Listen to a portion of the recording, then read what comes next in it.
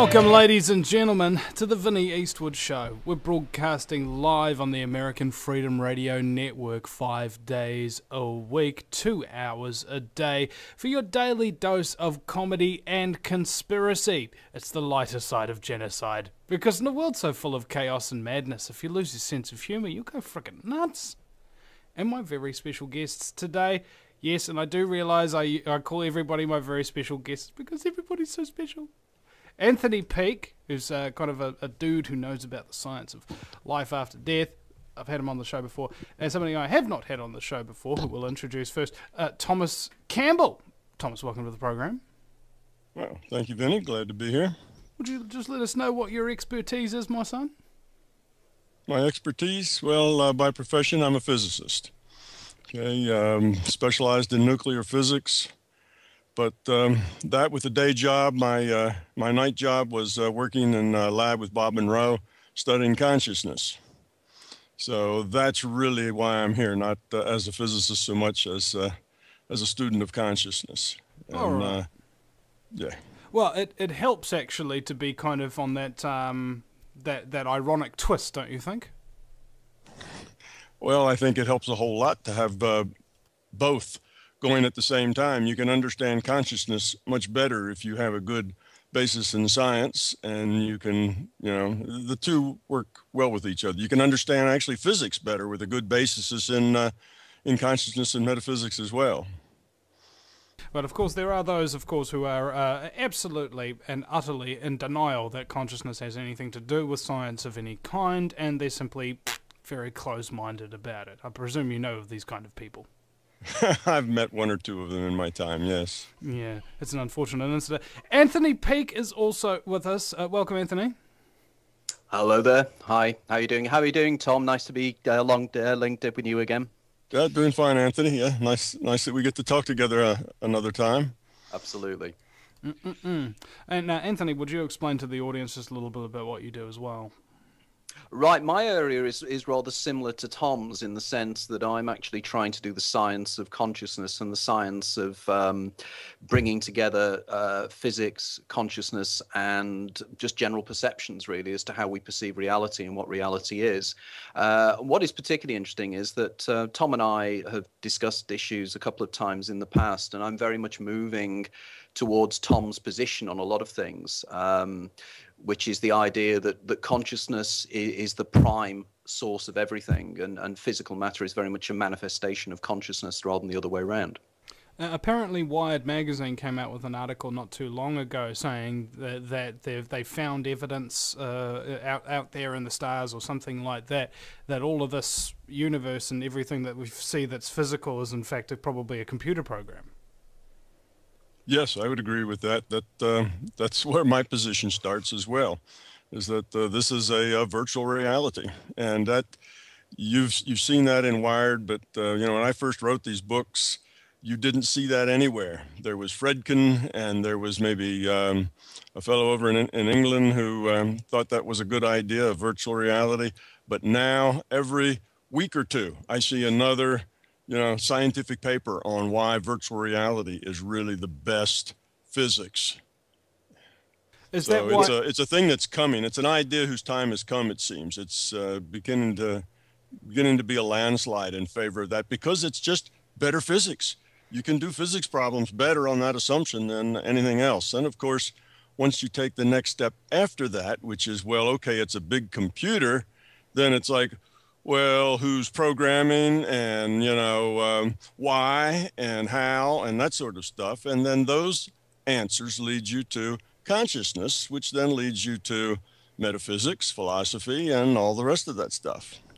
And yeah, I totally agree with Tom there as well, because I've found this, that it's suddenly very much in vogue now, this idea of the computer simulation. But I think, as Tom was saying there, I think it's Nick Bostrom that Tom was very much mentioning there. Yeah. And it's been very much, an area of interest of quite a few of us for quite a few years now. But I'm delighted to see that it is now getting more into the mainstream. Because as Tom says, this is one of the things that effectively explains everything. It's a total theory rather than a selective explanator of exactly what experience is. Now, what do you say to skeptics who would say, "Oh, you guys are just crazy"? Well, I would. But before you answer that, I went to a skeptics meeting one time, and they were very, very positive about GMO food. And I told them about an article that said that Monsanto doesn't serve GMO food in its cafeterias, and they had a look for the article, and they say, "Oh, well, this is a skeptics meeting, and the websites that this is on are like beforeitsnews.com and that kind of thing." And I say, "Oh, really? Is that what a skeptic is? Somebody who only believes the mainstream take on things and says that everything else is BS without looking at it?" Well, you know, Vincent, there's only three requirements for a skeptic. One, they have to have a belief. Two, a mouth. And three, an audience. Nothing else is required. So, brains. That puts a lot. Brains aren't in that basket. Game. Okay. Well, anyway, continue on with your explanation of what you would do to. In fact, that's a good thing to say to the skeptics or everything. You've got a mouth, an opinion, and an audience, but that's all you got, mate. I'm sorry. Yeah, that's that's all that's required. And you know, I'm a big favor of skepticism. Matter of fact, my one of my bylines a phrase I keep repeating over and over in my book is, you need two things to find truth. One is open-mindedness, and the two is skepticism. Because if you only have one of those but not the other, you're in trouble. You know, so it takes both of those to find truth. So if I run into skeptics, if they were science types, if these were people who actually had degrees in physics or other sciences, I would basically challenge them on the basis of physics, in that virtual reality just answers more questions. You know, it's better physics. It explains more things with fewer problems than does the other model. We have problems with what happened before the Big Bang. You know, where did that Big Bang come from? Our whole universe, which according to them is the only reality that there is, well, it didn't exist until after the Big Bang. Where'd all that energy get wadded up in that little point that could go bang and create this universe if there's nothing else other than this universe? You see, there's a little problem there. A universe doesn't create itself, does it? We've got this universe that is expanding. Expanding into what? If this universe is all the reality there is, then what is it that this universe is expanding into? You see, there's lots of problems like this, and that's just a couple of them. You know, you have other problems with things that places like Pear Labs have been doing research for the last 30 years in mind affecting matter. They have people using their intent to modify random distributions, robots that are wobbling around on tape. There's lots of things. They've done this in lots of different ways. Their results are better than 1 in a billion. I should put it this way. It's less than 1 in a billion that their results could have just been circumstance, just good luck that they just happened to guess the answers right. So they have huge statistical significance. And this concept of virtual reality, along with my concept of consciousness, can explain to them why they get those results. How is it that mind can affect matter? How come there is such thing as a placebo effect, where you tell somebody something like, oh, this pill will cure, your problem, and 30 or 40%, it actually cures the problem or makes them a lot better. Not just makes them think they're feeling better, but actually, cures their problem. So we have all of these effects. We know how intent modifies reality. I mean, these experiments have been done over and over and over. You tell a teacher and a bunch of kids that this is the dumb class and that's the smart class. And guess what? Years down the line, those kids in the dumb class aren't doing as well as those kids in the smart class. And there wasn't any difference at all between them. They were just randomly picked. How come that is? If mind doesn't, if matter just is kind of in charge of everything, right? And you are just what you are. And what would a little talk have to do with that? Well, intent changes reality. And there's a mechanism for how that works. It's just part of the way reality works. That's kind of the way so that's what I would say to the skeptic is look at the facts.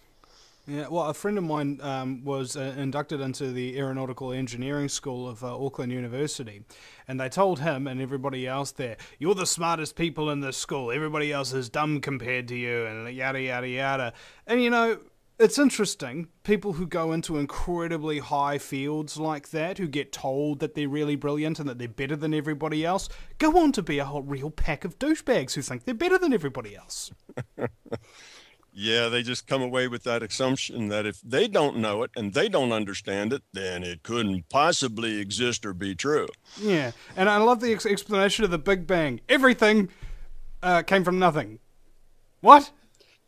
Yeah, sounds mystical, doesn't it? Yeah, sounds like somebody's making Shiite Muslim up. Anthony, yes, your take? I was going to say that it's exactly the same when we start discussing the idea of exactly what consciousness is. You know, the idea that I have behind my eyes and somewhere I feel located inside my head, a conscious being that reacts to reality. Now, effectively, again, the Australian philosopher David Chalmers very much calls this the hard problem of science. The idea, how is it that basically inanimate matter, electrical impulses within inorganic and organic material can bring about the concept of a three-dimensional human being with hopes, fears, anticipations, the whole thing. Now, modern science cannot explain this. It's the hard problem. And of course, until we realize that there is a consciousness that exists, we've got a problem. Now, you talk to a lot of the real arch skeptics, the people that are known as the materialist reductionists. They will turn around to you and they will say, well, because we can't quantify it, because consciousness does not have extension in space, it therefore doesn't exist. And there are people like Daniel Dennett and the Churchlands and various other neurologists who come across with these ideas that there is nothing. I mean, Dan Dennett, amazingly enough, in one of his books, turns around and says that there really is nothing going in. There really is just a ghost in the machine. It's an illusion. We are fooling ourselves into believing we're conscious. My question to Dennett has always been, and I'd love to ask him this, to be fooled, you have to be aware of the fact that you're being fooled. If there's nothing there, how can anything be fooled if there's nothing there to be fooled in the first place? The world is full of paradoxes like that, isn't it? And yes, also, here's another thing. I've got this old saying, right, guys, that the man who thinks he knows everything obviously knows nothing. And the man who thinks that he knows nothing probably knows enough. You know what I'm saying? Oh, absolutely. Yeah, I mean, it's the idea, isn't it, that we meet these people all the time, and I don't know if Tom is the same, but when I lecture and talk, there is always the wise guy who knows everything. And the one thing I'm amazed with is my amazing ignorance of so many subjects. And it really is true. The more you know, the less you know. I think it was Socrates that made that statement, and it is so very true. It's like, as well, modern science has this preoccupation with naming things. You know, the idea is because we call it dark matter, we've explained it. We call it the Big Bang. Oh, we now have explained it because it's a Big Bang. But of course, all this is a cult of naming. It's a cult of control. But the reality is that we don't understand it. And this is what's amazing about Tom's books, you know, that Tom very much goes into the physics of exactly how his arguments come together. And I'm trying to come from the neurological side. And effectively, Tom and I are kind of meeting in the middle. I'm going from the neurology, he's coming from the big issues, and I'm coming from the small ones. And there's a meeting of minds. But I think Tom would agree with me that we're on our way to finding out. And I think that probably people like Tom and myself are totally open-minded, but not to be open-minded enough that your brains fall out. Well, in fact, there was an interesting video that was explaining the concept of open-mindedness, and a dude was sitting outside somebody else's house, and there was a desk lamp, and the desk lamp was shining on a wispy kind of a curtain of some description, and there was an image projected on the wall of a ghost-like figure, and he was trying to convince his neighbour that he saw a ghost, and the neighbour was trying to convince him, no, you didn't see a ghost, you just didn't know what it was you were seeing because you didn't actually really have a look at it. And what I found was very interesting about the point of this video is that it was trying to criticize basically open-mindedness by saying that if you are open-minded, it means you're gullible and you're an idiot and you don't actually research into things. So what is very interesting about Thomas's perspective there when he says you need to be skeptical and open-minded at the same time, you need to allow new information but verify it before you send it downstream, as it were. Yes, and you know, there's one other ingredient to that. You do have to be skeptical and open-minded, because if you're skeptical and not open-minded, you're trapped with your beliefs. You can't learn anything new. And if you're open-minded but not skeptical, you can walk down any You know, you can be led down any path and not be critical of whether it makes sense or not. But the other thing is you have to be able to live gracefully with uncertainty. That's a very important part of it. Because if you're open-minded, which means you don't jump to conclusions and beliefs and have an answer for for everything, you have to realize there's a lot of things you don't know. And when you don't know something, what we do is tend to believe something in that, in that space of that ignorance. We fill that ignorance up, we cover it over with a belief. So now we have a belief that makes us feel better because, oh, we know it. Like the naming, it's the same thing. We give it a name and now we feel better because we can convince ourselves we know it. So you have to be able to live gracefully with uncertainty and be in that space where you say, well, a ghost in the living room? Well, I don't know, maybe. Let's look into it. And I'll give it, from my past experience, about a 10% chance of being true and about a 90% chance that there's something else going on in there. But let's look into it.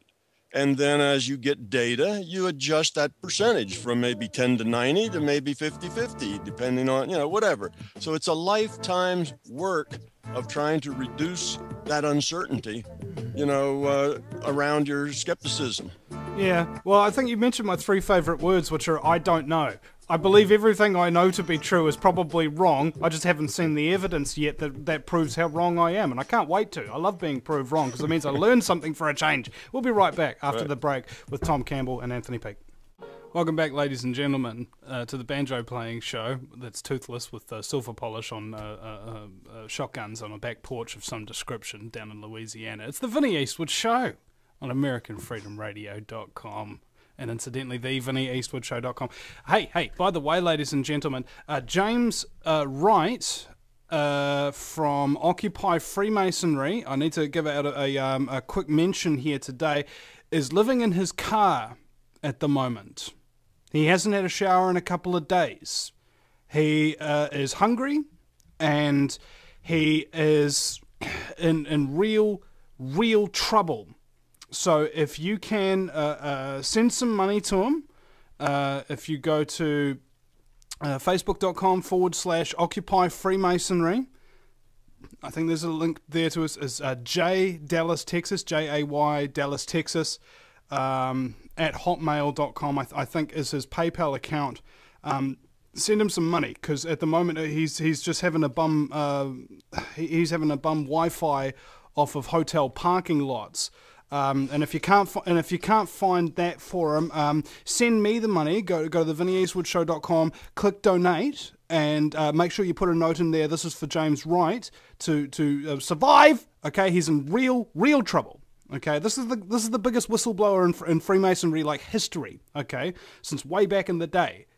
In real trouble right now because of what he's doing, trying to expose the Supreme Council of the 33rd degree. So, please support him.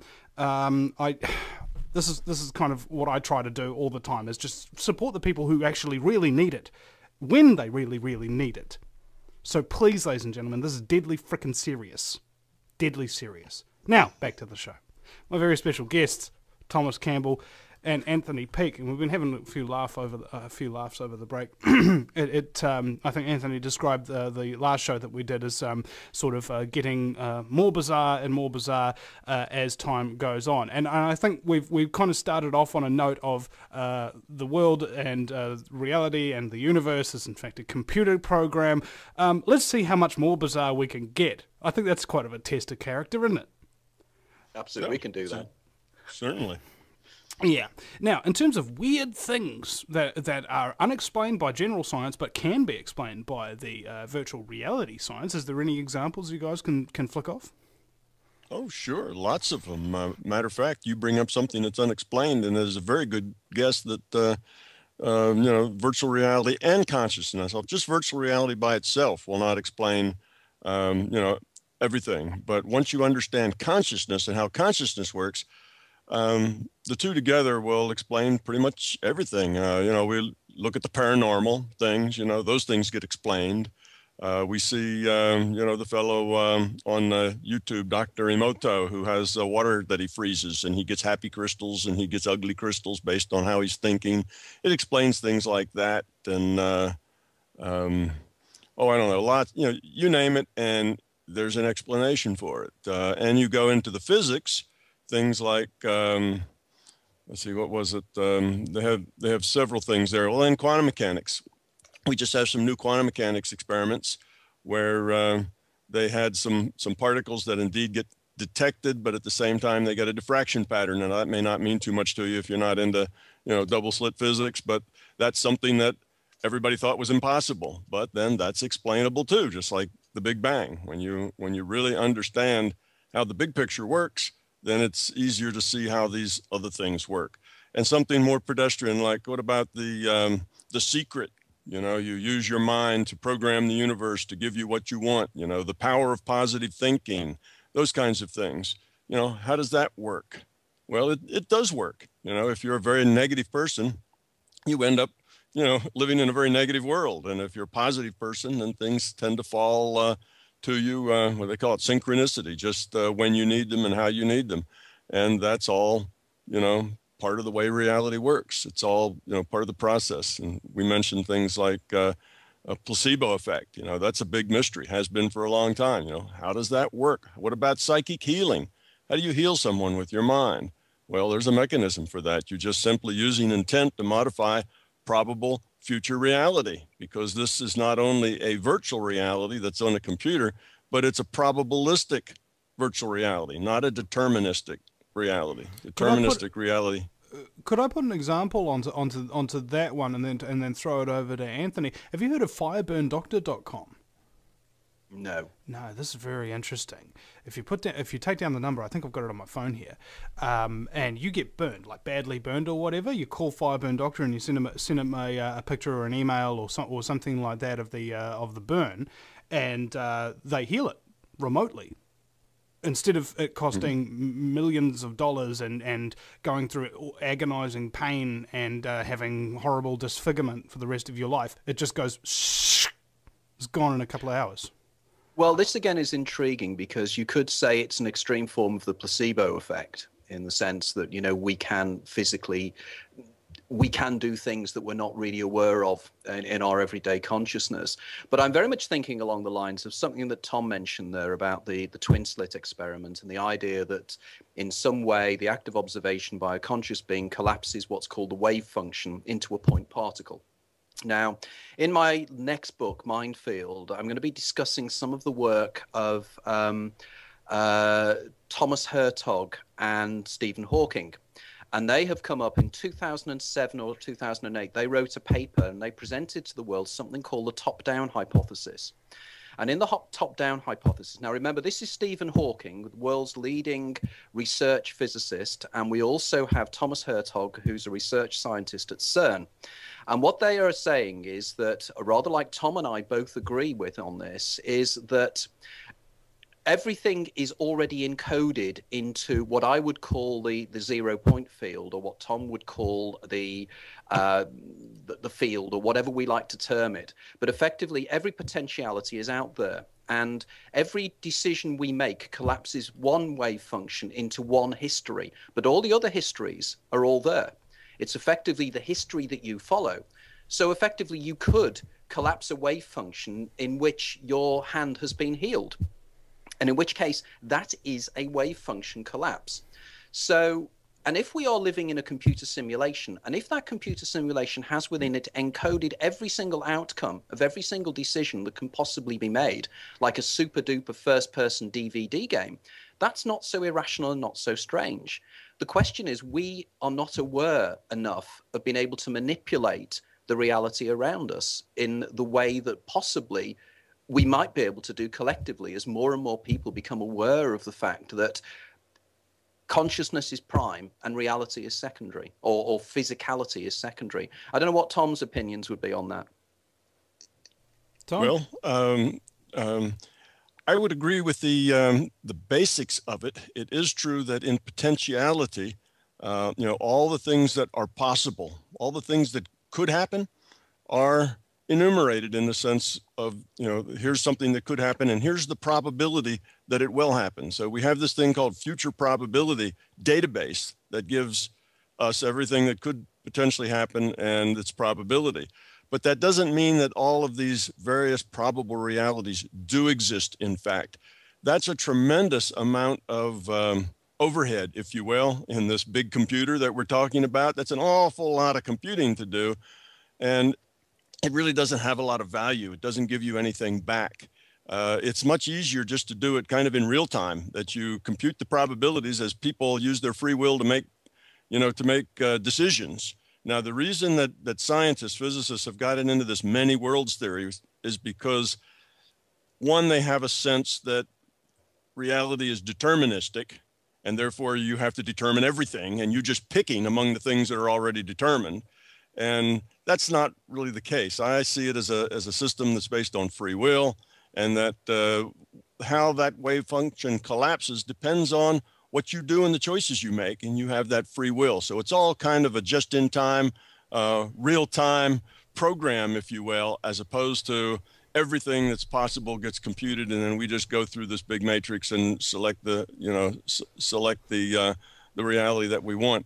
That just seems like there's so much overhead, and just not necessary to go there. It works just as well without all of that huge amount of computational resources involved. I remember, Tom, when you mentioned this, and we were discussing this when we had one of our interviews a few years ago, and it really profoundly affected me when you were using the analysis and the idea that the reality program, for want of a better word, is collapsed as you look at it. In other words, behind your head now, it doesn't need to be rendered in your universe effectively because you're not looking at it, unless I've misunderstood that. But as I understood that, yeah. Yeah, that's right. Now, it's just like the Sims or the World of Warcraft or any other virtual reality you have. Everything isn't rendered all the time. Things are rendered by sending data streams out to individual customers. Individual players get a data stream that render what those players are looking at. So if you are not looking at what's behind you, then what's behind you, the computer doesn't have to render that for you. Now, if there's somebody else that is looking at that, then the computer has to render that for them. You see? So basically, it's kind of like, I can only deal with what's in front of me. We'll cross that bridge till we come to it in a cosmic kind of way. And I was just thinking, as you guys were talking about this, about, you mentioned if you're living positive and things will happen to you exactly when you need them. And for some reason, it reminded me of Andrew Jackson, former, I think he might have been a former president of the United States, but he got rid of the American bank type of thing, like the precursor to the Fed, and that was his one great life achievement. And he had a number of assassination attempts on his life. One in particular was when somebody came up to try and kill him, and they had not one but two pistols, and both of them misfired. I was just thinking about that as you were saying it, and I've got this perspective on reality myself, is that, as you said, Thomas, it's actually the decisions that we make that really make a huge difference.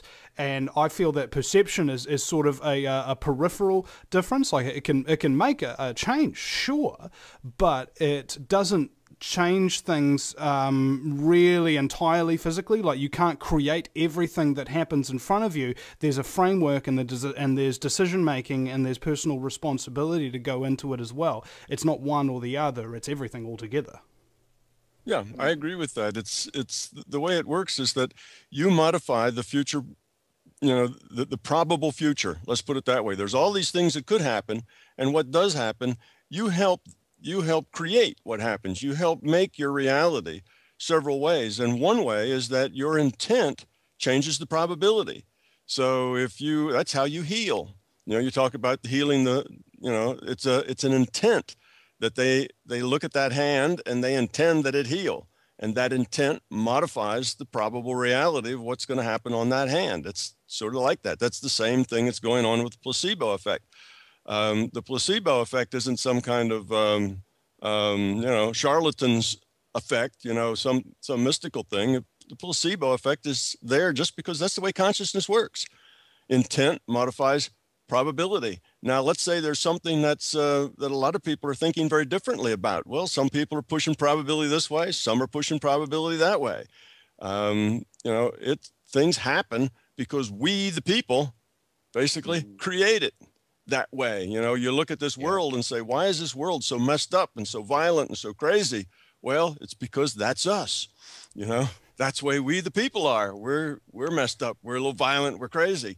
So that's what we get because we create that for ourselves. You know, it's not that we're not here suffering, you know, the unneedlessly. We're suffering because that's the way we are. You know, I'm not talking about us individually, but us as as a species. You know, we're kind of all in this together, and everything is netted. Every consciousness is connected to every other consciousness. We're always in communications, and space and time make very little difference. So it doesn't matter that those people healing hands are on the other side of the planet or on another planet. It really doesn't matter because, space is not real. Space is virtual. Yeah, because this is a very important point, that one of the areas that is still amazingly little known within the general public is the concept of non-locality. And again, non-locality was effectively proven back in 1981 in a very famous experiment done by a guy called Alan Aspect at the University of Paris Institute of Optics, where they proved something called the Einstein-Rosen-Podolsky experiment, or the thought experiment. And without going into any great detail about this, effectively what this meant was that everything is, once things have been entangled, whether subatomic particles or anything else, they can then instantaneously communicate with each other. Now, funnily enough, and Tom, I don't know if I'd mentioned this to you, but a couple of years ago, I had coffee with Professor Jeff Forshaw, who's one of Britain's leading particle physicists, one of the youngest as well. He's the professor of particle physics at Manchester University, where they split the atom. In fact, I met him in the very same building, and we had coffee. And over coffee, quite by chance, we were just discussing the EPR paradox and the aspect experiment and the Bell inequality. And he turned around to me and he said, "Of course, we now know that every electron in the universe knows the position of every other electron." Now, sit back and think about that for a second. This effectively means that the universe is, in effect, a singularity, which means that everything is a singularity, which means it's all part of a great universal thing, which is one single thing. And funnily enough, one of the guys I'm going to be interviewing on my own radio station in a few weeks' time is Professor Bernard Heish, who's an American astrophysicist. And Heish has come out with a book called The God Theory. And in this, he's saying exactly the same thing. And of course, it's exactly what we've run out. Yeah. Well, I think that is very interesting. If all the electrons know where each other is in the universe, then surely all the protons know where all the rest of it is. And I think this is also why morons all cluster together. We'll be right back after the break at the VinnyEastwoodShow.com.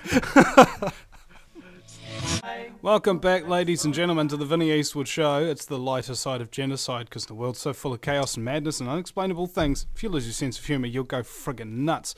Now, there's a lot of things that happen in this world that you don't think is possible, and yet they happen anyway. And Tom was saying over the break that in a probabilistic reality, anything is possible. And I'm of the opinion that in a cannibalistic reality, anyone is edible. Anyway, we were talking about, Anthony, you had a wee story about your wife falling down the stairs or something? Yeah, that's right. Yeah, in my book, The Labyrinth of Time, I deal with the illusion of time and the idea of what time is psychologically. But one of the incidents that I describe in the book, I found very difficult to understand in any objective way. And what happened was I was sitting at my computer. And again, if anybody's interested in this, if you go onto my Facebook page, if you go onto Anthony Peake on Facebook and you go onto my video, there's a video that will show the distance I moved when this occurred. But I was sitting at my computer and suddenly I heard a scream come from upstairs. And I thought to myself, oh, it's my wife. She's upstairs. She's found a spider in the bathroom. She's going crazy. But I sensed something was wrong.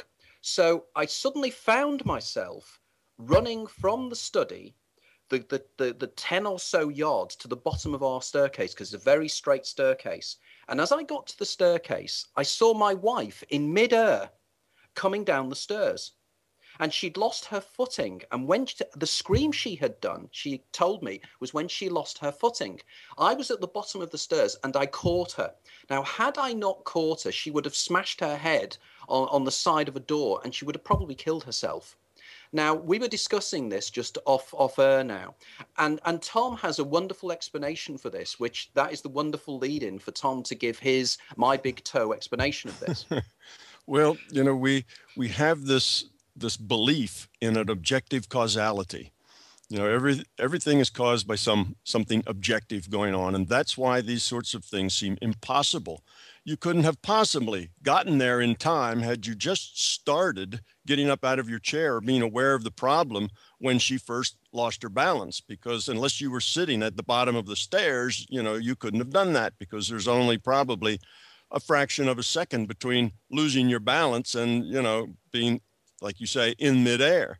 And you're 10, 15 feet away sitting in a chair. It takes you a while to think what's going on. Oh, that's a scream. Maybe it's a spider. I think I'll get up out of my chair. You know, all that takes time, and it wouldn't work out. So you say, that was just impossible.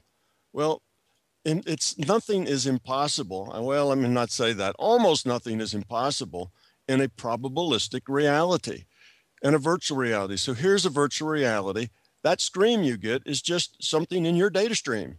Remember, we mentioned that before, that what your reality is just the data stream you're getting from the computer.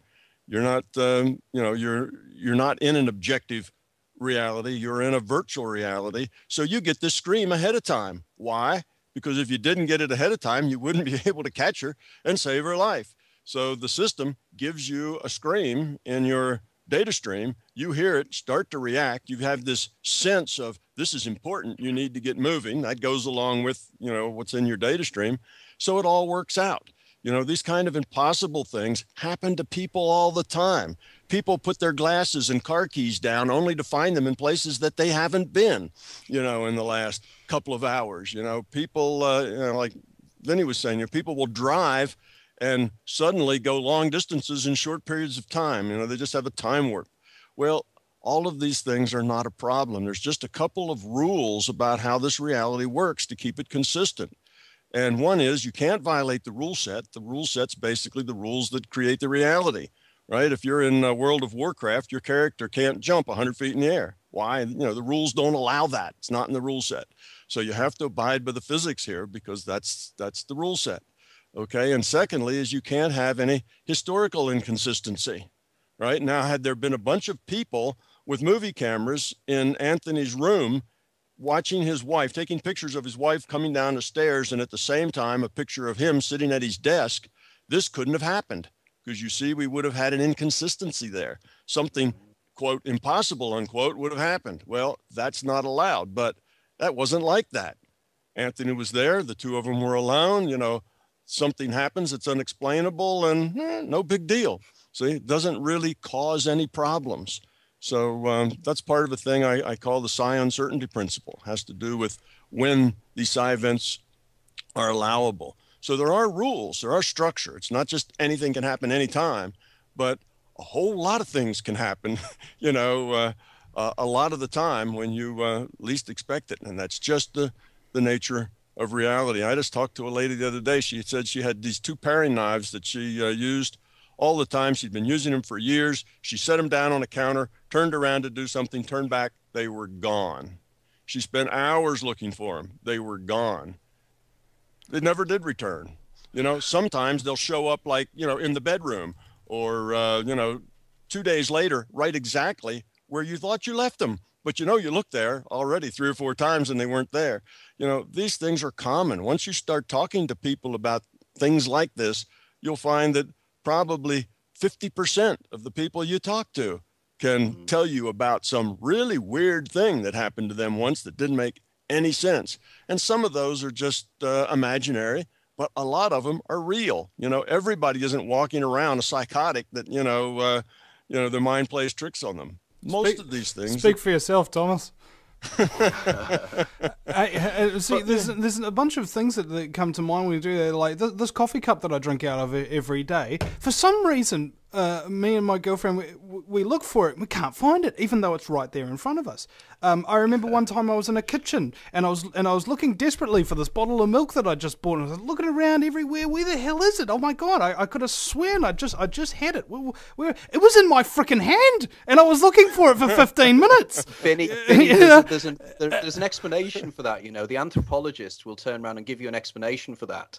And I find it, for instance, amazing that my wife will send me to the fridge to get a cup of some milk, and I'll be looking in the fridge and I can't see it, and suddenly this arm will shoot over my shoulder and grab it, and it's there. And my argument is, I'll say, oh, I couldn't see it because it's white. But apparently the explanation supposedly is because we are males are gatherer hunters, effectively because we're only not that long down from the trees, our role is to look into the distance and see wildebeests into the distance so we can go and hunt them. So we're looking in the distance, whereas women are programmed to look closely at a child and look closely at the details of a child's face. So they see detail and we don't. And that's why we can't talk and walk and chew at the same time as males, because we can't multitask in the same way. But it is an intriguing idea. And funnily enough, Tom's example there reminded me of Douglas Adams in Hitchhiker's Guide to the Galaxy, where he mentions that very phenomenon. I remember Tom mentioning that when we spoke once, and I thought it was an amazing analysis. But of course, Douglas Adams argued that, of course, what happened was millions and millions of years ago, there were these beings from the planet Biro, and they upset the Master of the Universe. And the Master of the Universe sent them all across the universe, just a diaspora of them. And effectively, they became Biro pens. And all pens now want to get back to their home planet. So if you leave them on the desk and you don't look at them, they will jump off the desk because they're trying to get back to their home planet. So that's the explanation. Well, yeah, and then there's that too. Yeah. Another couple of examples that I thought of was my mum, and I think I told you guys this over the break. Is there something to do with love here? Because, you know, Anthony, you love your wife, and then suddenly you were there to save her. And my mum loved my answer to this. Yeah, and my mum loved my little brother, and he was dressed in a Batman uniform, and he was trying to costume, and he was trying to jump off the garage, and she somehow knew from the other end of the property and ran over there and was there to catch him as he fell. So there's that kind of thing, and me, from my personal experience, I remember this dude Shane Wenzel I was involved with, just, you know, this psychopathic scumbag, and on my way to go see him one time, for some reason I was just telling me, get in the car very, very quickly, like get the key in the door, crack it open the door, get in, get the key in the ignition and drive and get the hell out of here. And I was just leaving my house, you know, like there was nobody after me or anything like that. And later on, I think it might have been a couple of weeks later or something like that, I actually wound up exposing this guy for being a brutal, ruthless, sociopathic scumbag, and I did have to get into my car incredibly quickly in exactly the same way. So that kind of thing happens all the time. Yeah, you said, does love have something to do with it? Well, yes, it does, in the sense that I said we all communicate with each other. But, you know, okay, there's what now, 7 billion of us. That's a lot of chatter going on. So we kind of filter out all of that. We don't listen really to all of that, but we do listen to the people who are close to us, the people we love, the people we care most about, the people who are, you know, who want to kill us. You know, the things that are important to us kind of get through that filter. The things that aren't, don't. But we're all connected, and we're all connected all the time. But that's why your mom, you know, hears a child, because, you know, that's her baby, and she knows what's going on in that baby's life if it's something threatening. And, you know, that happens a whole lot. You know, mothers suddenly know, you know, they wake up at 4 o'clock in the morning and say, something's wrong with my baby. You know, I mean, that's, you know, I don't know that every mother's had that experience, but it's pretty typical. Mothers know what's going on with that child, and the doctor doesn't have a clue, you know, but mom knows. And that's why we're connected. See, doctors not having a clue is of no surprise to me. Sorry, Anthony, yes? I was going to say that you can extrapolate from that the idea of this whole concept of entanglement. I mean, I know you can't apply quantum physics to large, big objects like us, but there is an argument to say that if you spend a time with somebody, like, for instance, a mother carries a child for 9 months in its womb, so therefore they will become entangled in some way, and therefore there's the knowledge and the proximity there as well, so that there's some kind of linking here as well. You just know when somebody you love is in trouble. Yeah, and there's lots of recorded instances where twins, for example, will know when their other twin has just had an accident, or known when they've died or something like that. And I think that basically, if you live in a reductionist world, your ability to see the things that are in front of you and are blaringly obvious becomes reduced. You know, that's the point I think Tom was making before. You know, the idea, if you live in a world that you don't believe in these things, they won't occur in your worldview. And we'll be right back. Man, this has been a really good hour, and we've got another one coming up. Back in a minute. Welcome back to hour number 2 of the fastest 2 hours in talk radio. The first hour just went like we're in a time warp of some kind. It is actually probably measurable though. But again, this actually goes back to the thing. You can sit there and you can think that time's passed by or things have happened that are impossible, but if you've got a recording device or something like that going, it doesn't work. Right, you know what I'm saying? Like this last hour right. didn't feel like an hour, but yet the clock says it, and so does the recording. Kind of like Jodie Foster in the movie Contact, dropping through the little portal and being gone for 14 hours when anybody else only saw a second, and it was a recording device that made it real. Mm-hmm. Yeah, that is true. There is a thing called the psi uncertainty principle, and basically, what that says is that the system will let things happen that are non-objective, you know, in our causality. You beat the objective causality rap, but only if there's plausible deniability, a legal term, right? Only if there's plausible deniability. If there isn't any plausible deniability, then you're kind of discouraged, or the probability of those things happening, let's put it this way, starts to decrease. And why is that? Because if we all understood how this reality worked, we all realized that we could modify reality with our minds, then we would probably not like that. You know, it's sort of like that if you go to the coastal Africa, where there are people who will make you healthy or make you ill as long as you pay them, you know, money every week, you know, this sort of thing. It's I thought they called that a metropolitan hospital. Yeah, that too. Yeah, but there are those places where everybody understands that reality can be moved by mind, and often they're not very friendly places because we are people full of ego, full of fear, and we tend to want to bully or use whatever power we can to get what we want and keep it. And that's not a place, you know, it's not a good idea to go there. So there is a kind of it's not really a part of the rule set, but it's more like company policy that you kind of discourage that sort of thing. So the plausible deniability is, you know, here's another that's just element. the way it works. The other element I want to inject here is this concept of fate or destiny. You know, you were meant to be here, you were meant to do this, or you were foredestined, or something of that nature. And you know what that reminds me of? It reminds me of American Idol. Okay, all these idiots come in there who can't frickin' sing, who and the vast majority of them tell these judges who later on abuse them and tell them to frack off. That it's my fate, it's my destiny to be here and to win American Idol, and just like, dude, look, it's not your fate, it's not your destiny, and even the people who went there, who do wind up winning to them, you could say it's fate, you could say it's destiny, but I found that those concepts actually only really work in retrospect. Only once you've got there can you say that it's fate or it's destiny. You can't say it beforehand, because then if it doesn't happen, then the whole concept gets thrown out the window.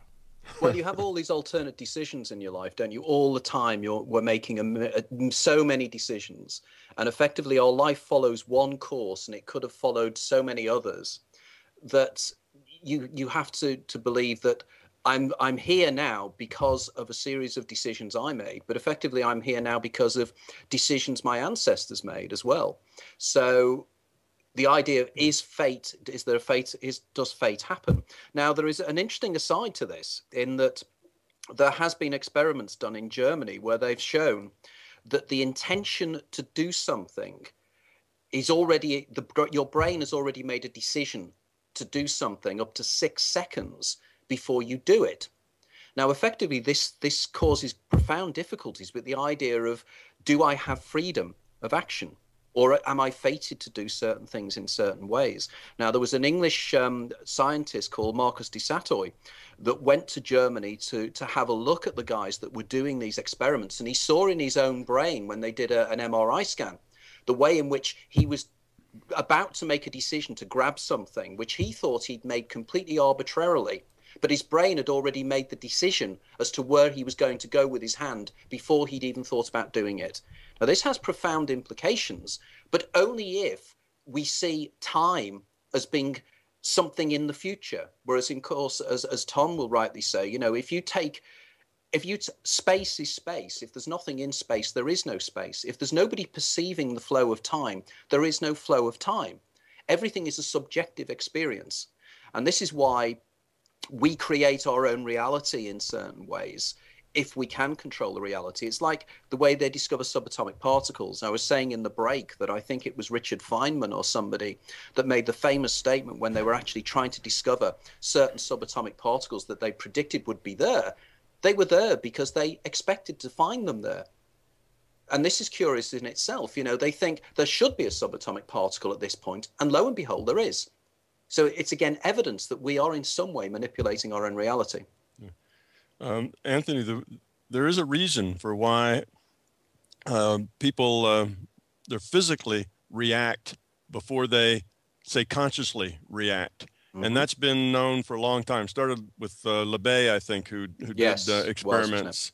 And Kornhuber. Yeah. Yeah. And then, of course, they use that data to say, well, then it has to be a deterministic reality, because here we are going off to do it before we even know it. So obviously our consciousness is not leading, it's following.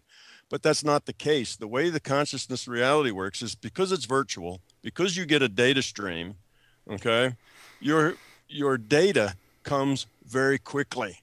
Okay, now think of you're playing with The Sims or World of Warcraft.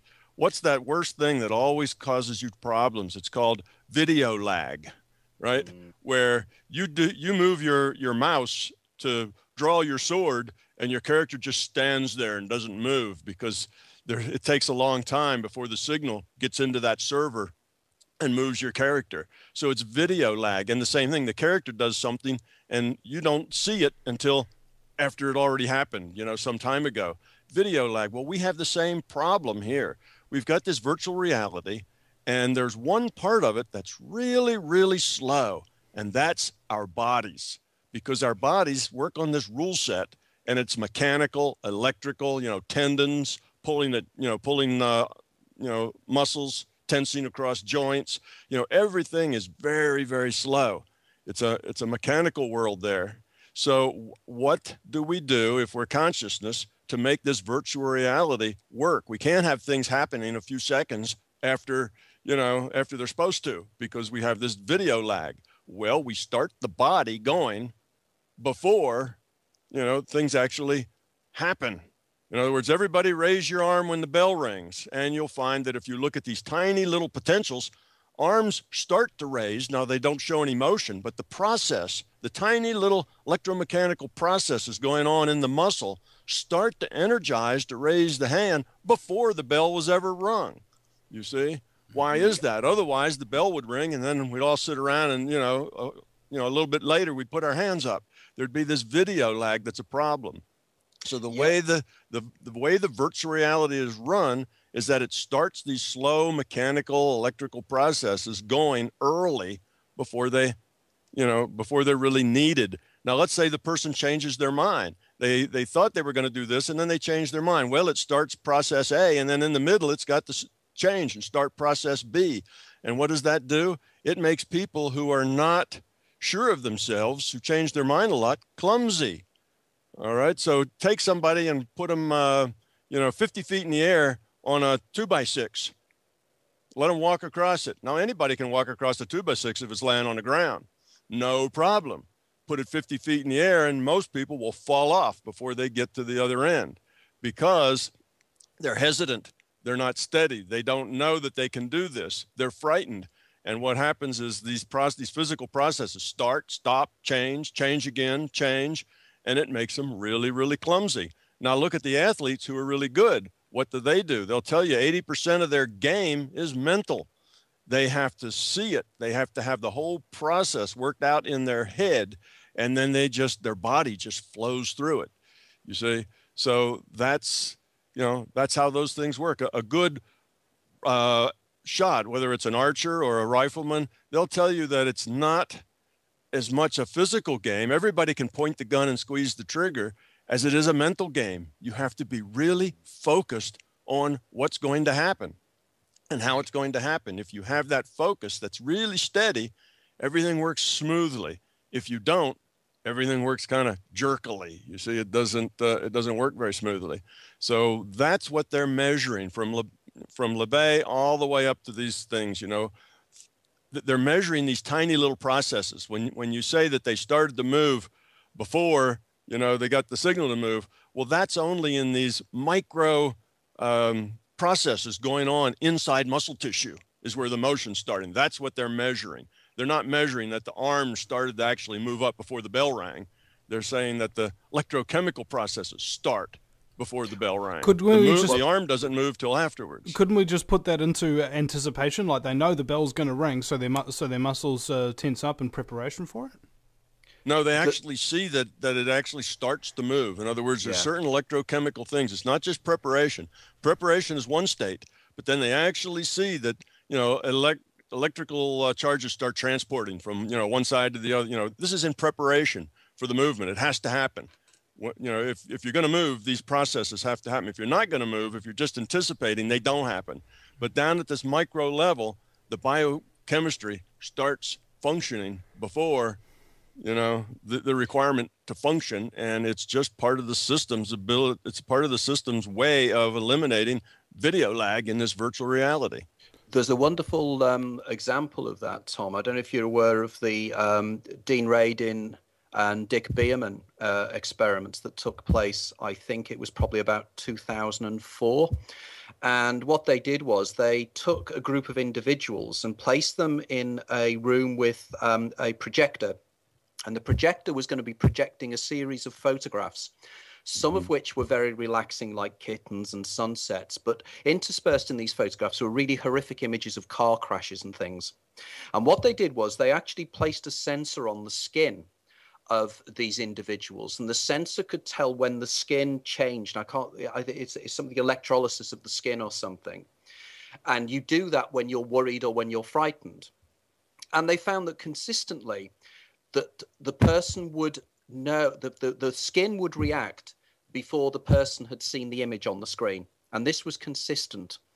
And they came to the conclusion this was because that either they could anticipate, or your mind could know the contents of your immediate future, or it could be something a lot more simple than that, called a gambler's fallacy, which is the idea that if you're playing a game, say roulette, and it keeps coming up black, and every time it comes up black, the more times it comes up black, you'll believe the next time will be red. So if you see a lot of these individuals saw a series of pictures that were nice, every picture that they saw was nice, they know the next one is more likely to be a nasty one by statistics, and they'd react that way.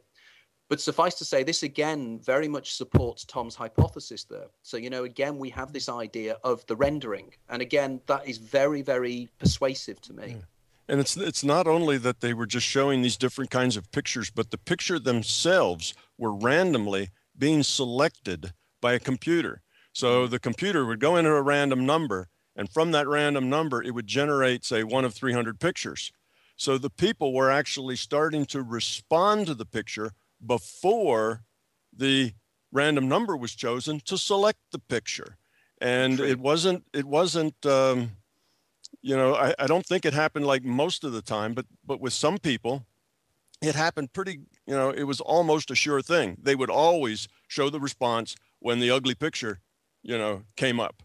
So I don't think it's anticipation. I wouldn't think that it's the gambler's fallacy going on there, because that should miss almost as much as it hits. If you're just anticipating, you say, well, I haven't had a bad one for a while, so it's about time. But, you can fix that by making, equals numbers of bad ones, if you like, or something else. That's kind of, you can experimentally get rid of that variable.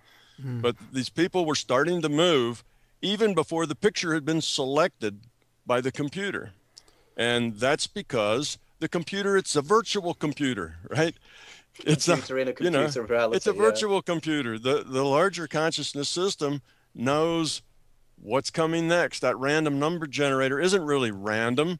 It's part of a it's part of a series, part of a sequence. You pick a seed and then you get a sequence of random numbers. It's not like, it's a truly random thing. Computers don't generally do truly random things. That's hard to create, true randomness. It's that's a lot more difficult. So it's just it's a video lag problem that the system had to solve. Otherwise, it has this huge virtual reality going, and there's going to be video lag because you've got these real clunky human bodies following a rule set that requires, levers and that kind of thing to make them go. You got to squirt out a little hormone there, which sends a chemical signal someplace else, which has to travel through the blood and get to the brain and tell the brain to do something. And all of that takes a lot of time compared to the signals. Consciousness to consciousness is pretty well instantaneous. So it's a simple problem that needed a solution. Now, speaking of simple problems that need solutions, I remember I was having a conversation with Alan Green. I don't know if you know of him, but he was talking about how, look, I was sitting down and I wanted to move a chair to the other side of my apartment, and I thought about it for a second. Now, I've got two choices here. Number one, I can get up and move the chair. Take me 2 seconds. Or two, I can go and be a monk for 60 years and learn how to move the chair with my mind. And it just gets to the point where you realize that just simply doing things the really simple, straightforward way seems to be the most effective, and you get the most accomplished. Do you believe in that? Yeah, absolutely. We're here for a reason, and that reason is to interact and be here. We're not here to get out of here. That's not really what we're here for. We're here to experience, to be, to interact, to make choices, exercise that free will, to evolve our consciousness. That's what we're here for. This is a consciousness evolution trainer. It's a virtual reality trainer that we're in. So that's what's going on. And the idea that, well, you're here, what you need to do is to get out of here. Get in your mind and go take a trip, spend all your time out of body or meditating or whatever. Then you're missing the whole point of being here. So yes, I agree with you. That's not a good idea. You need to let that stuff go. It's good to understand, but look, this is life. This is what you're supposed to be doing. So pay attention. It's that sort of thing. Go move the chair. That's what you're supposed to do. Maybe you'll learn something. Yeah. As Qui-Gon Jinn said to the young Jedi, don't draw upon your anxieties, Obi-Wan. Keep your concentration here and now where it belongs. But Master Yoda told me to be mindful of the future, but not at the expense of the moment. Be mindful of the living force, young Padawan. Yes, Master. We'll be right back after the break with Anthony Peake and Thomas Campbell at the VinnieEastwoodShow.com. Welcome back, ladies and gentlemen, to the Vinnie Eastwood Show. It's the show that goes everywhere, man. Because, basically, I am a very flippant individual and very curious, like a kitten, and I'm pretty sure it'll kill me someday. But in the meantime, I get to enjoy lots of different, very interesting, and conversely, unpredictable things. And this is why I encourage people, if you're going to listen to this show, if you listen to the show on a delayed broadcast at some day or some point, on YouTube or whatever, understand something. If you listen to this show every day, and I don't want to sound arrogant here, you will learn quantitatively more than you can from any other viewing material, because it is so varied, so wide in its scope, and the quality of the guests that we have on this show is basically also quite varied. We go from the best of the best of the best to people you've never even heard of, who are still very interesting anyway. So I'm going to encourage people, And this has been supported by many listeners to this show who have said to me they've learned more in 6 months listening to this show than they have in the last 15 years of their own personal research, listening to other people's shows and watching documentaries and things like that. It's because of that fact. Wake up. Keep listening to this show. You will learn something very valuable every day. Especially from my very special guest. Frank, this has been an awesome interview. Anthony Peake and Thomas Campbell. Now, you guys have websites, don't you? Yes. Plug them, because this show's kind of like a bathtub. Doesn't work very well without a plug. Well, go ahead, Anthony. I'll do mine after yours. There's no answer to that, Tom. Right, okay, my website is www.anthonypeake.com. That's Anthony with an H and Peake, P-E-A-K-E, similar spelling to my great-uncle Mervyn. I'm also on Facebook. I'm very, very active on Facebook as well, so if you just look up Anthony Peake, you'll find me on here as well. In fact, I'm keeping an eye on what's happening on Facebook as we're doing it on this super-duper screen I've got. Tom? Okay. Yeah, I have a website that's www.mybigtoe.com. And also you can go to YouTube. And if you go there, you just go for Tom Campbell or My Big Toe or put in TWCJR44 and you'll get my YouTube site. And on my YouTube site, every time I go out and do a conference, a talk, answer questions or workshops, it all ends up on YouTube. Everything I do is put up on YouTube for free. And if you want to read my books but don't want to pay for them, you can go to Google Books because they're there for free. Downside is you'll have to read them from a computer screen, but they're there just the same. Now, you can order books at my website, or you could order books at, usual sources, Amazon, Barnes & Noble, all the other places in your neighborhood friendly bookstore. But one other, and that is www.mbtevents.com. And those are the people that run that site that basically organize my time, tell me, where to go and when to be there. It's always nice to have somebody to tell you where to go that's a friend of yours. Yeah. So anyway, those are the sites if you want to know more about it. Just Google my name or Google My Big Toe. My Big Toe is the names of the trilogy I wrote the book. So any one of those and my sites will come up. Now, I'd like to shift gears here a little bit and talk about Philip K. Dick. One of my Facebook followers said, ask these guys about Philip K. Dick, and I said, I don't think it's appropriate to be talking about his experience with that, but if there is anything that's very interesting, because I've heard a number of things about this guy. Number one, he was really quite into his methamphetamine and was capable of producing numbers of full novels like per year, just on the burns, getting it down and just pumping out all this material. The man's a prolific author, and there was one incident that I thought was very interesting. In one of his books, he had a character that walked into a convenience store to buy some milk, and it turned out that the person at the convenience store that he was buying the milk off was like his cousin or something like that. And a couple of years later, Philip K. Dick walks into a convenience store, buys a bottle of milk, starts up a conversation with the guy behind the counter, and it turns out that man was his cousin. This was very interesting. Philip K. Dick was an extremely fascinating guy, and I'm in the process of researching and writing my 7th book at the moment. And one of my UK publishers said, we'd like you to write a new biography of Philip K. Dick. And over the last 6 months, I've read virtually everything that's ever been written by him. I've read every single biography, every article. I've read all his letters and everything else. And I find him an absolutely intriguing character. It does seem that at times he was precognitive. That's quite clear. It seems that he had a series of profoundly deep and meaningful experiences in his life. He called it 2374, which happened in February and March of 1974, when he claimed that he had manifested within himself another element of himself. He also started to believe that time was orthogonal, as he called it, which effectively meant that there's a time that runs horizontal from this time, and he believed that we were all living within the Roman Empire still, and 70 AD.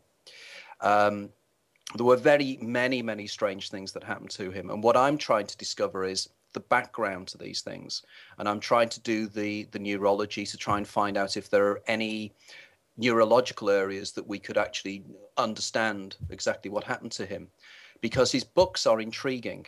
You know, if anybody's read any Philip K. Dick books, you will find them to be the most wonderful, mind-blowing and mind-expanding experiences. And this is because he was writing from his own experiences. He wasn't writing necessarily fiction. He was embroidering his own experiences in a fictional way. And all his books after his experiences in 74, books like Valis, The Divine Invasion, The Transmigration of Timothy Archer, were all books based upon the things that happened to him and him trying to understand what happened to him. He's a fascinating guy, and I'm living his life at the moment. That's all I'm doing is reading about Philip K. Dick and reading his letters. So sometimes I was at a Society of Authors meeting today, and I was trying to explain to the people that when you write a biography of somebody, you almost become them, because you start to think like them and everything. It's quite strange, quite strange experience. Mm-hmm. Tom, have you had any experiences with him? No, I have not. Don't have anything to add on that, although I've had plenty of precognitive experiences. The things you mentioned, those are not rare. You know, a lot of people have precognitive experiences. That's just, again, the future is probabilistic, and some things in the future are very probable, even pretty far out, so that you can make good predictions, and other things can be nudged, if you will, by the system to occur because it's just probability, and people modify it as they go. So, yeah, precognition is a pretty common experience in the population. Well, we had a discussion yesterday about how sci-fi movies, comics, and things of that nature, and in fact have really predicted things like the way things are going to go, or have maybe given inspiration for new inventions that are coming out, like the Gene Roddenberry Star Trek kind of thing, where they had the little hand communication devices that later on came true as cell phones. You know, that kind of thing. And I was wondering exactly what the bridge is between precognition, artistic inspiration, and manifesting it within reality. Yeah, they're all related, obviously. I mean, sometimes it's just good guessing. You think, what would I really like? Sure would be neat if you just had a phone I could pull out of my pocket, you know, and talk to somebody. So you put that in your show because that just seems like a really good thing.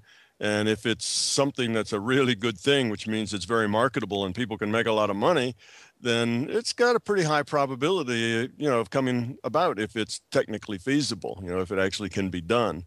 So you have that, plus you have people get they get their inspiration often from this larger consciousness system.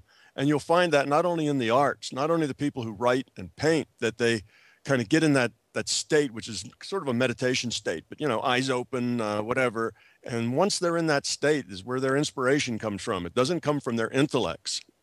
It comes more from their intuition. And scientists are the same way. You know, you read some of Albert Einstein's, you know, biography, and a lot of his ideas came to him, you know, not because he beat them out of the mathematics with his intellect, but because he relaxed, opened up his mind, and it just dropped in, you know. So lots of stories. You know, you talk of movies. How about The Matrix? You know, lots of stories have kind of paved the way for our thinking about reality, because we do get this stuff out of the future probable database.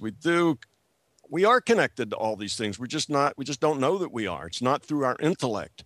That's not where the connection is. So there is a tight connection with, you know, these things that happen, why they happen, how it is that art seems to imitate real life before real life, you know, actually gets there. It's all very intertwined, entangled, as Anthony might say. You know, it's all connected in very interesting and generally very productive ways. Well, it's intriguing, though, that you mentioned The Matrix, because the Wachowski brothers, who directed and wrote The Matrix, very much said that they were very much influenced by Philip K. Dick and Philip K. Dick's writings. And of course, there's been so many movies based upon Philip K. Dick's work anyway, you know, from Minority Report. Minority Report, again, and Blade Runner is the classic, which was based upon Do Androids Dream of Electric Sheep, or very loosely based upon that. But one of the things that intrigued me about Phil was one of the most amazing precognitions he had is absolutely evidenced because it's from a dated letter. And in about 1975 or 76, I think, he wrote a letter to a pen pal called Claudia Bush, or Claudia Krenz Bush. And in the letter, and I've got an original, one of the copies of this letter, he says that a couple of nights ago, I had a very, very strong hypnagogic image. Now, hypnagogic imagery is that when you're in that kind of liminal, half asleep, half awake state, what Tom was talking about just before, about where creativity comes from. And while he was in this liminal state, he had an image of a man lying face down between a coffee table and the settee, or an armchair. And he said, I just had a terrible feeling about this image I saw. In 1982, in March of 1982, Phil hadn't turned up for a regular meeting he used to have with a group of friends of his, people like Tim Powers, etc. And he didn't turn up. So they sent somebody round to the house and they couldn't get in. So the group got together and they opened the door and they found Phil lying flat face down between a settee and his coffee table. Now, that to me is amazing, because there we had an image of him seeing in a hypnagogic state his own death scenario, because although he wasn't dead at the time, he had a massive stroke and he died about 4 or 5 days later. Now that intrigued me, because that is absolutely a provable fact, because the letter is in existence and it's dated. Now that's intriguing to me, and again, as Tom would say, perfectly explicable within my big toe. Mm. And exactly how did you come up with the term "my big toe"? What is this to do with? Well, TOE, of course, is a acronym in the physics community. Stands for Theory of Everything. Einstein started that acronym. He was doing a thing called unified field theory. The idea was that quantum mechanics and relativity, though both very successful, each one denied a fundamental premise of the other. You see, so scientists knew at the time there's something else. You know, these two are subsets of something bigger. So they went on this search for, you know, the theory of everything, which would be something that you could derive both quantum mechanics and relativity from, kind of the superset, if you will. And that's where it started. So it's called a TOE, a theory of everything. Now, my big toe, I called it that because there's something that I tell everybody, and that is that if it's not your experience, it can't be your truth. So because this is mine, this is my big toe, I don't want you to believe it. That would be foolish. Belief is what gets people into trouble. Belief is a barrier that shuts you off. It makes you, no longer open to new data. So by all means, I tell you, don't believe it, but I give you plenty of hints and instructions on how to go experience it to make it your own truth.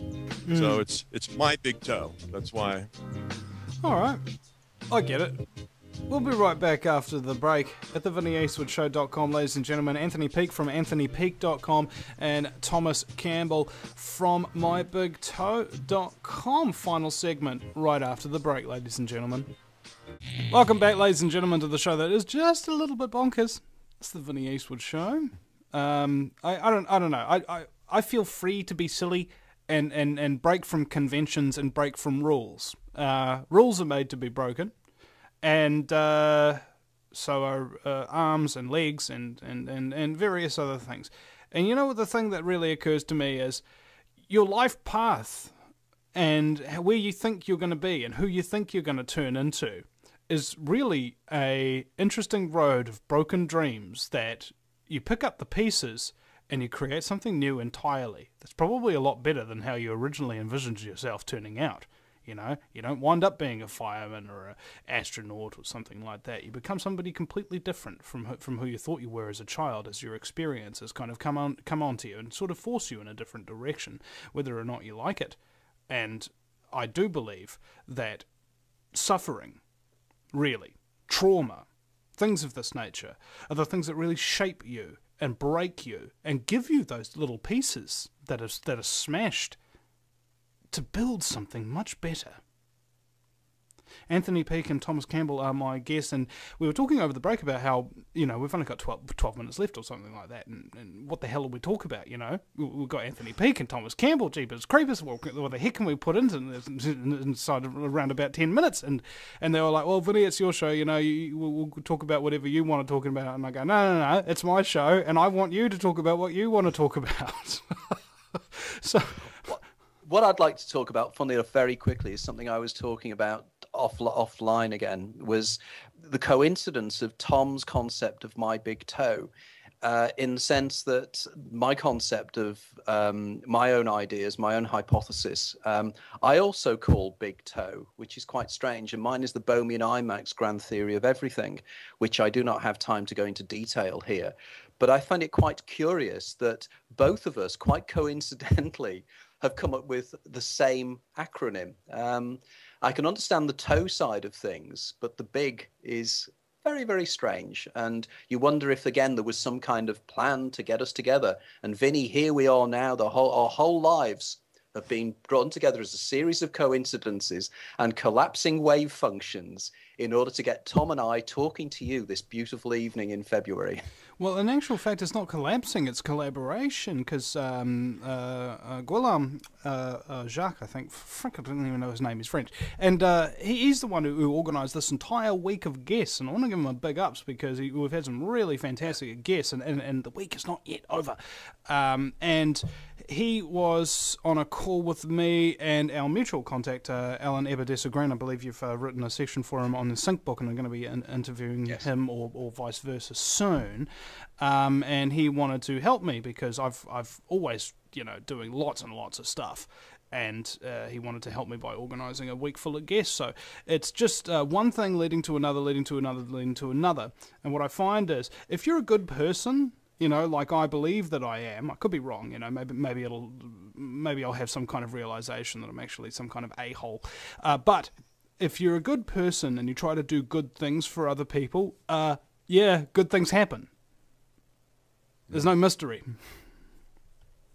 Probably the case. Yeah, that's the way it works. It's part of the way we make our own reality. You know, you create that. You create those good things happening. The synchronicity, you know, has a process to it. It's not just random. You create those sorts of things because of your attitudes, because of your intents. When you give, you get back. If what you're interested in is getting, then getting is very difficult. You know, the thing you said earlier about pain and misery, it's unfortunate, but it seems that pain is a much better teacher than feeling good. When we're feeling good, we just kind of kick back and everything's fine. And it's like, don't change anything because it's good now.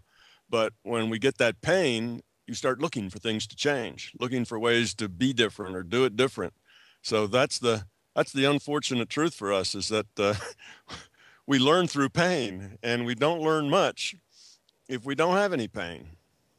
Yeah, and this is why I was just thinking these last couple of days. You know, these people who work in an office building for like 30, 40 years or 50 years or something like that, and they retire, they get a cheap gold watch, and they wonder what the hell they did with their life, and then they wind up going to university to become a doctor and study for 8 years while they're 65 years old or something like that, and by the time they get out, they get superannuation and they can't practice anyway. It's like, yeah, I just wasted my freaking life. You know, why you all wasted your life, mate? Because you were spending all your time worrying about making things secure for in your life when there was no real such thing, and not to mention the only reason why you're capable of working in that office environment for so freaking long without actually wanting to leave and actually really doing something about it is because there was only slight frustrations and slight irritations and things like that in your life. If your boss had been a complete psychopath or something like that, if your employees or if your fellow employees had ostracized you or treated you terribly or something like that, you would have gotten the heck out of there. You would have learned something. You would have changed something. You would have made your life better. But you didn't. And I think that's what we really need to recognize about how our life really works, is that if you really want something, don't wait for things to get really bad before you go about changing them or trying to figure them out or being curious about them. You know, constantly you've got to be learning. It's I forget who told it to me, but it's called being a perennial student. And I hold that belief to be really true, because the brain has such a capacity for learning things and figuring things out, problem solving and what have you, that you could literally be learning things from the first day of your life to the last day of your life, and you'd still know only a fraction of the knowledge that is out there. And don't waste your time. I mean, I was very much intrigued again what Tom was saying before about creativity and the way in which we have this amazing capacity to learn new things. And I found, you know, as I've got older, that my brain should be slowing down now, and it doesn't seem to be. My brain seems to be more effective now than it was in my 20s and my 30s. And it's because I'm interested in what I'm doing, and because it drives me more than anything else, than ever anything in my life. I mean, I don't earn a great deal of money from my writing, but what I do find is that to use the Abraham Maslow idea, I'm self-actualized. In fact, literally, to make a pun, I'm experiencing my own peak experience. And anybody knows that Maslow's hierarchy of needs will get that pun as well. But effectively in my book, The Daemon, A Guide to Your Extraordinary Secret Self, it's again one of the areas I look into is creativity and how, where this creativity comes from, where we get this information from, and why it is some people have a great need to understand and learn, and other people just don't seem to be interested. And I do find that amazing as to why people aren't open to the... Life is an experience to learn and to understand. Other people just want to vegetate, and I don't understand why. I don't find it very sad. Maybe it's because you know the difference. And again, this goes back to the suffering, you know, and learning the lessons of it. Sorry, Thomas, go ahead. That's all right. I was going to say we have free will, and we are the sum of our choices. All the choices we've made going to lead us to where we are today. But to not do anything is also a choice. So that is that's your free will to make that choice. Unfortunately, we have two kind of truisms I'm sure we've all heard before, and one is that you don't really know what you don't know. The more you learn, the more you realize that you don't really know a whole lot. That there's so much more to learn. But the other side of that coin is the more that you learn, the easier it is to learn more. So it's an accelerating process.